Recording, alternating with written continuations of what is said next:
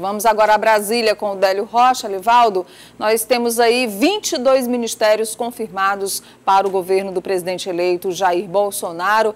Esse foi o número fechado, já anunciado ontem pela equipe de transição, pelo ministro extraordinário Onyx Lorenzoni, e não foram os 15 ministérios que estavam previstos inicialmente pelo presidente eleito Jair Bolsonaro, mas também não são os 29 atualmente existentes. O Ministério do Trabalho vai ser desmembrado e as ações vão ser distribuídas para o Ministério da Segurança e Justiça, de Sérgio Moro, também para o Superministério da Economia de Paulo Guedes e para o Ministério da Cidadania.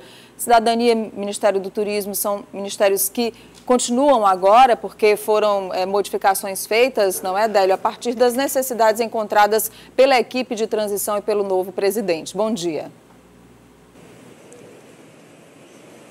Meu bom dia para você, Nádia Rodrigues, para o Elivaldo Barbosa. Bom dia a todos. O desenho do primeiro escalão do governo de Jair Bolsonaro foi apresentado ontem e não ficou nos 15 ministérios, Nádia, como você mesmo falou agora, vão ser 22 pastas.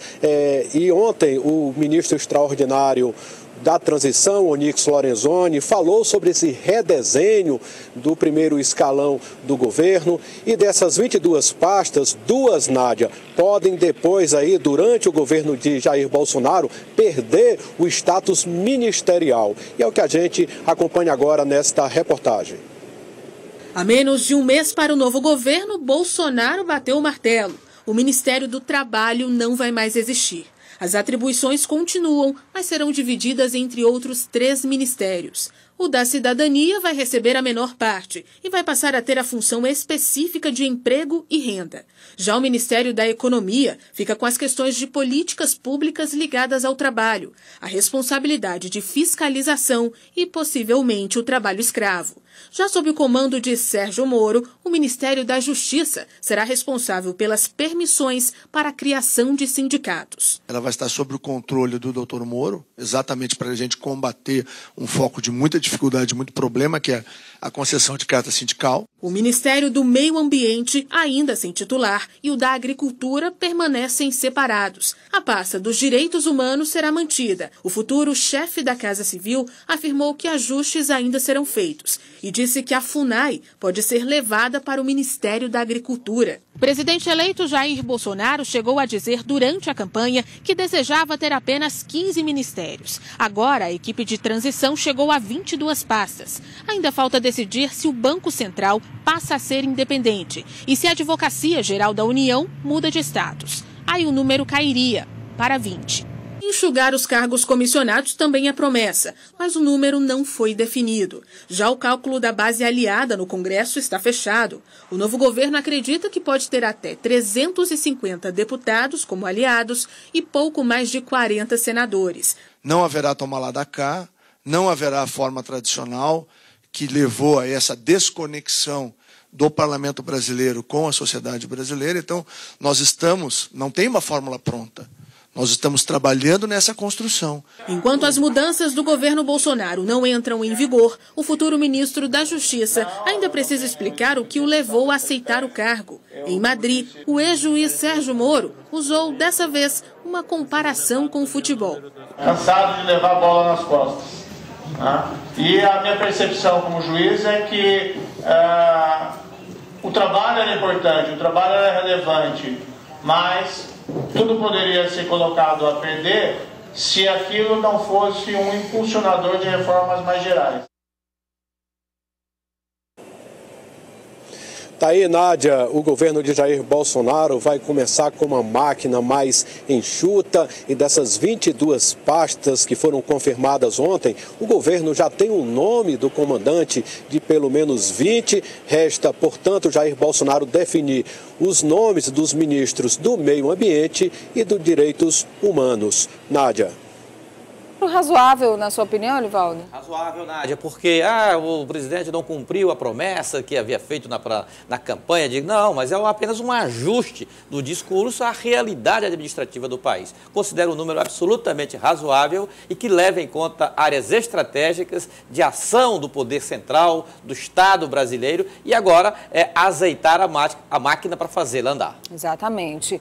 Bom, Délio, a gente tem a agenda do governador Wellington Dias, mais uma vez em Brasília. O governador tem ido muito a Brasília, especialmente tentar trazer mais recursos para o estado do Piauí. Qual é a agenda de hoje, Délio?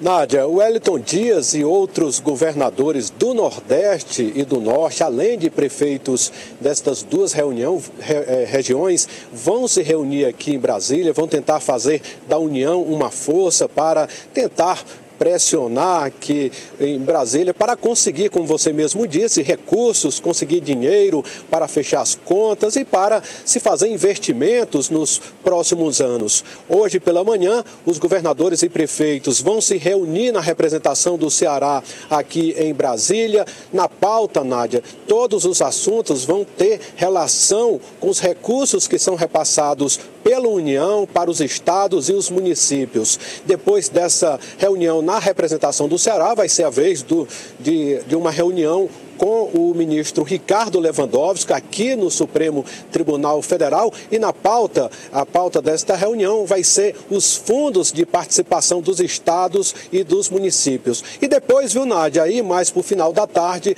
governadores e prefeitos vão para o Congresso Nacional para acompanhar de perto duas votações que são de muito interesse para os estados e os municípios. Na Câmara vai ser votada aquela proposta da securitização da dívida ativa, e no Senado vai ser votada a proposta da cessão onerosa de gás e petróleo. Duas propostas que podem render em breve, Nádia, muito dinheiro para os estados e os municípios.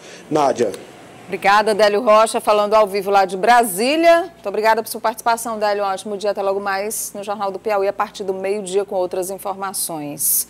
O governador tem que acompanhar de perto essas agendas aí. É verdade, de Nádia. votação. E essa sessão onerosa das explorações dos leilões, que o Délio falou agora, se há previsão de recursos para os estados e municípios, eu tenho até minhas dúvidas. O que há, previsão otimista, quase 80 bilhões de reais para a União.